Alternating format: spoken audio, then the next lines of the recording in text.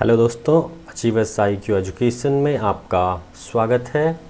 दोस्तों, यदि आप इस चैनल पर नए हैं या आपने अब तक इस चैनल को सब्सक्राइब नहीं किया है तो दोस्तों चैनल को ज़रूर सब्सक्राइब करें और बेल आइकन को ज़रूर प्रेस करें ताकि हमारे आने वाली हर एक नई वीडियो की नोटिफिकेशन आप तक समय पर मिलती रहे।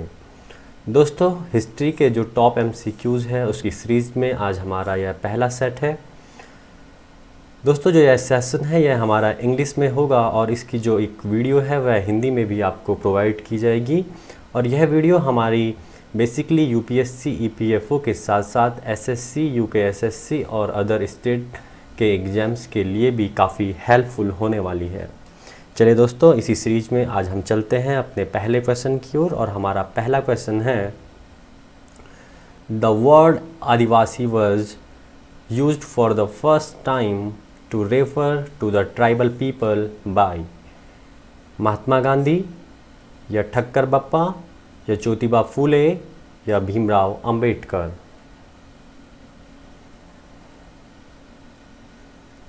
दोस्तों, वीडियो को पॉज करें और कमेंट सेक्शन में अपना आंसर ज़रूर कमेंट करें। चलिए दोस्तों, चलते हैं हम आज के अपने पहले उत्तर की तरफ और जो हमारा पहले क्वेश्चन का जो सही आंसर है वह है हमारा option number B is Thakkar Bappa. Adivasi means primitive people.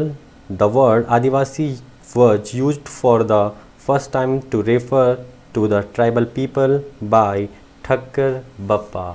Okay दोस्तों, let's move on the next question and next is which one of the following rivers thrice fork into two streams and reunites a few miles farther on, thus forming the island of Srirangapatnam, Sivasamudram and Srirangam? हमारे option है कावेरी, तुंगभद्रा या कृष्णा या Godavari.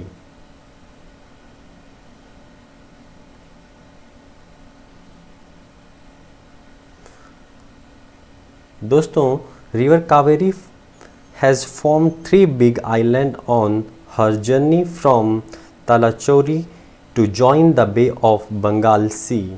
The islands are Srirangapatnam, Sivasamudram in Karnataka and Srirangam in Tamil Nadu. All the three islands are pilgrimage centers with temples dedicated to Lord Rangnatha. Okay दोस्तों, हमारा जो सही answer है वह है option number A is Kaveri. Next is who of the following was oblique were economic critic oblique critics of colonialism in India. हमारे option हैं दादा भाई नौरोजी, जी सुब्रमण्य अय्यर या RC दत्त।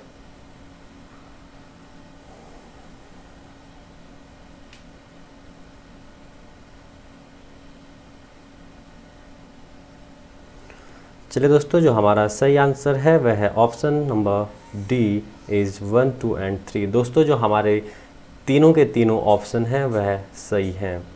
दादा भाई Naoroji, RC Dutt, Ranade Gokhale, ji Subramanya Iyer were among those who grounded Indian nationalism firmly on the foundation of anti-imperialism by fashioning the world's first economic critique of colonialism before Hobson and Lenin।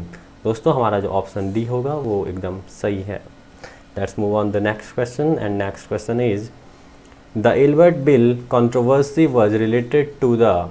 हमारे option हैं imposition of certain restrictions to carry arms by the Indians या option B imposing of restriction on newspapers and magazines published in Indian languages and option C is removal of disqualification imposed on the Indian magistrates with regard to the trial of the Europeans या option D is removal of the duty on imported cotton clothes।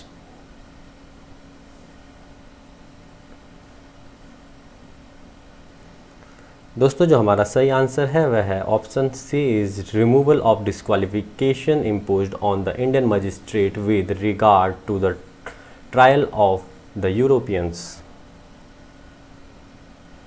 Let's move on to the next question, and next question is, which one of the following was the first fort constructed by the British in India?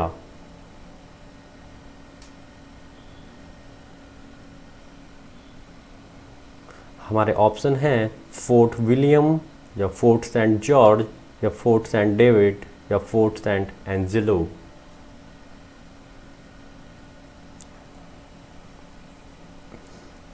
चलिए दोस्तों, अगर हम इनके constructions year और इनकी places की बात करें तो दोस्तों जो फोर्ट विलियम है ये हमारा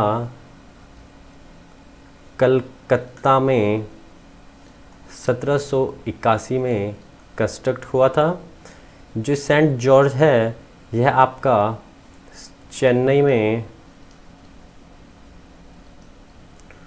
1644 को कंस्ट्रक्ट हुआ था। जो फोर्ट सेंट डेविड है यह हमारा मद्रास में 1670 में बना था। और जो फोर्ट एंजेलो है यह हमारा केरला में 1505 में कंस्ट्रक्ट हुआ था। दोस्तों यदि हम बात करें सेंट एंजेलो की तो यह हमारा पुर्तगीज़ के द्वारा कंस्ट्रक्ट हुआ था। और हमारे इस क्वेश्चन का जो सही आंसर होगा दोस्तों ये होगा option B is Saint George. Okay, let's move on the next question, and next question is, who among the following wrote the book बाहुविवाह? हमारे ऑप्शन हैं राजा राम मोहन राय या ईश्वर चंद्र विद्यासागर या पंडित रमाबाई या रविंद्रनाथ टैगोर।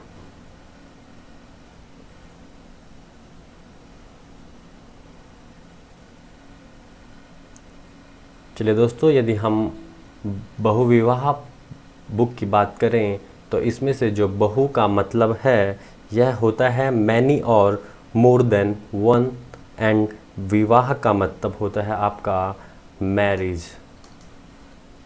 ओके दोस्तों, अगर हम इस बुक की रिटर्न की बात करें तो यह बुक लिखी गई है आपका option number B is Ishwar Chandra Vidyasagar के द्वारा। चलते हैं हमारे आज के नेक्स्ट क्वेश्चन पे, और नेक्स्ट क्वेश्चन है, in collaborations with David Hare and Alexander Duff who among the following established Hindu college at Calcutta? हमारे ऑप्शन हैं हेनरी लुइस विवियन डेरोजियो या ईश्वर चंद्र विद्यासागर या केशव चंद्र सेन या राजा राम मोहन रॉय।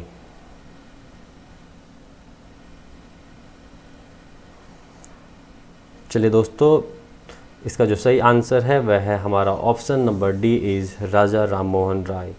दोस्तों यदि हम हिंदू कॉलेज की बात करें तो यह कलकत्ता में 20 जनवरी 1817 को इस्टेब्लाइज हुआ था। चलते हैं हमारे आज के नेक्स्ट क्वेश्चन पे, and next question is, consider the following statements. हमारी फर्स्ट स्टेटमेंट है, the first telegraph line in India was laid between Kolkata formerly Calcutta and Diamond Harbour. हमारी जो सेकेंड स्टेटमेंट है, the first export processing zone in India was set up in Kandla. Which of the statement given above is oblique or is correct? हमारे option है only one या only two, both 1 and 2 and neither 1 nor 2।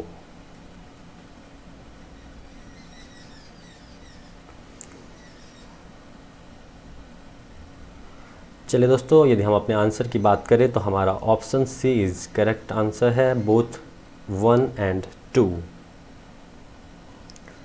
दोस्तों यदि हम कलकत्ता से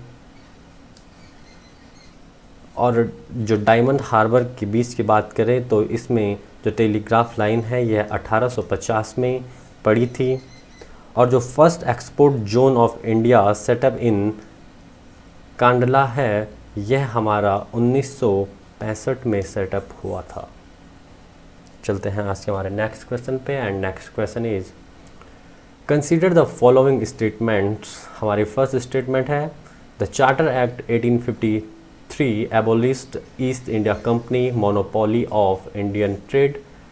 हमारा second statement है under the government of Indian act 1858 the British parliament abolished the rule of East India Company and undertook the responsibility of ruling India directly. Which of the statements given above are correct? हमारे option है only 1 या only 2 या both 1 and 2 या neither 1 nor 2।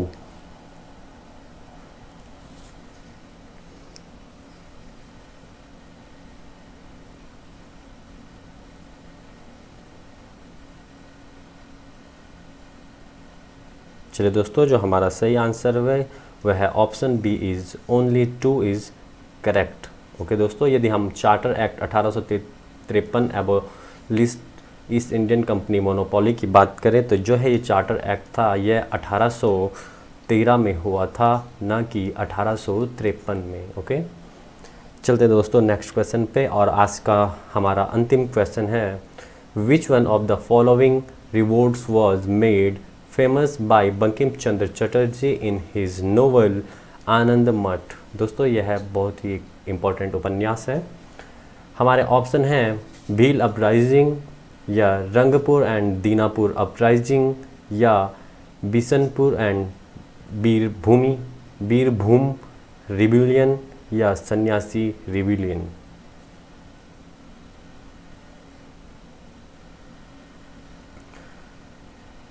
चलिए दोस्तों, यदि हम आनंद मठ की बात करें तो यह हमारा 1882 में पब्लिश्ड हुआ था,